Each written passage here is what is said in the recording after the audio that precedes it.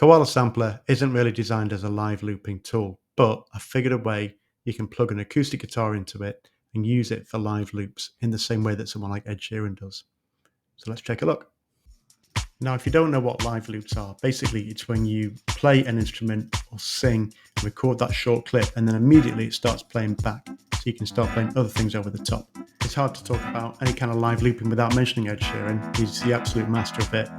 He played Glastonbury main stage headline set with just himself, an acoustic guitar, and a live loop pedal. Anyway, what Ed does a lot of the time is to set up a rhythm with strings or banging on the side of the guitar, and he'll then start to play over the top of that. And that's kind of what I've done towards the end of this video, just as a kind of demo of the way this works.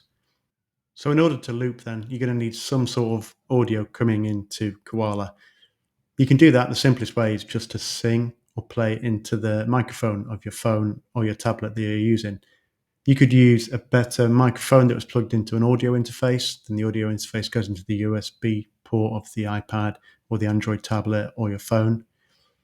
But I'm using something which is kind of like outmoded technology that I've had for a long time, but I really like it.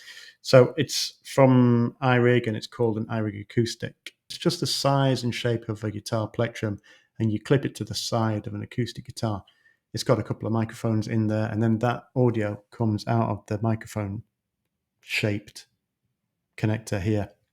That plugs into the headphone slot of my iPad because it's an old model, and then Koala recognizes that there's input there. You don't actually need to do anything else. It will record the sound of that microphone. But if you want to listen to it at the same time, you've got to click this button here so that you can listen on the headphones. So a couple of other really important settings here.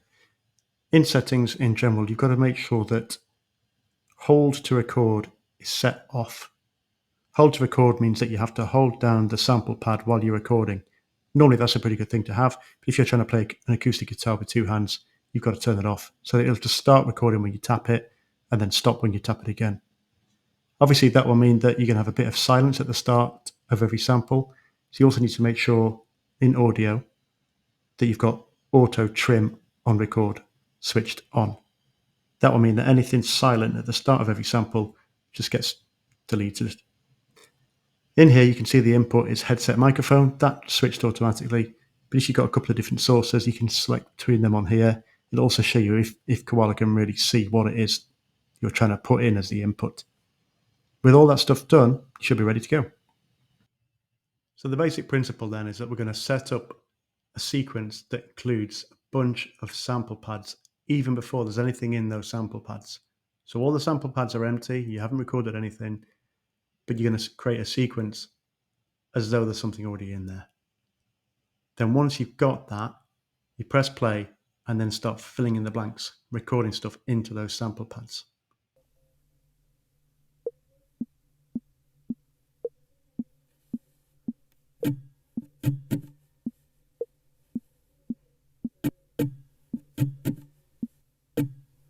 No, it's not perfect. And in fact, one of the things that kind of annoys me about the way Koala does this, I don't know if it's a bug or if it's supposed to work like this, but quite often you have to tap the sample after you record it to get it to start playing. So although the sequence says it should be playing, it doesn't quite start playing until you then tap that sample again. It can become second nature after a while, and sometimes it does it correctly, but that's just one of those things.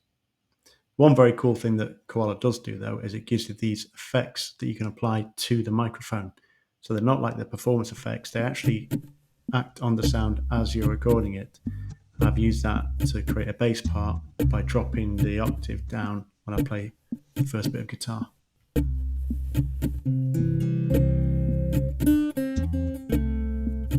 So building up, adding another layer of guitar on top of that bass line, you can then start to apply bus effects to it. So you can say, this sample, I want it to go to bus A, and in bus A I've got some delay or some reverb, or reverse it, or whatever you want to do. So that's a nice way you can start to build up textures.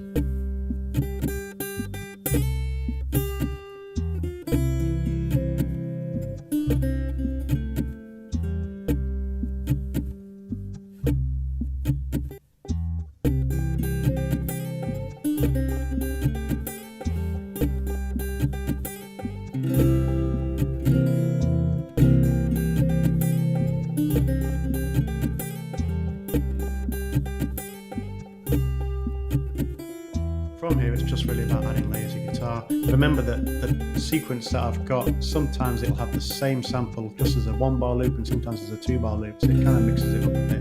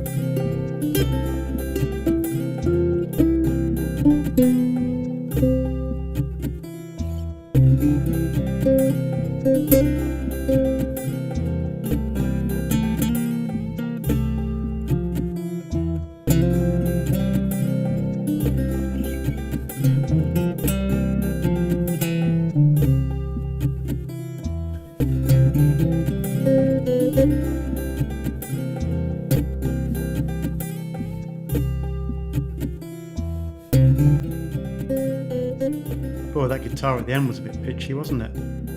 Anyway, hopefully that's giving you some ideas. Like I say, you can get started just using the microphone on your tablet or on your phone. It's a lot of fun. If you do try, let me know in the comments how you get on. Cheers.